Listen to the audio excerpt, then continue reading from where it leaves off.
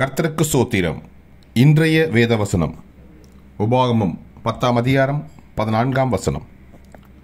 இதோ வானங்களும் வானாதி வானங்களும் பூமியும் அதிலுள்ள யாவும் உன் தேவனாகிய கர்த்தருடையவைகள். ஆமென். உபாகமம் 10:14. இதோ வானங்களும் வானாதி வானங்களும் பூமியும் அதிலுள்ள யாவும் உன் தேவனாகிய கர்த்தருடையவைகள். ஆமென். உபாகமம் 10ஆம் அதிகாரம் 14ஆம் வசனம். கர்த்தர் உங்களை ஆசீர்வதிப்பாராக, உங்களோடு கூட இருப்பாராக. ஆமென்.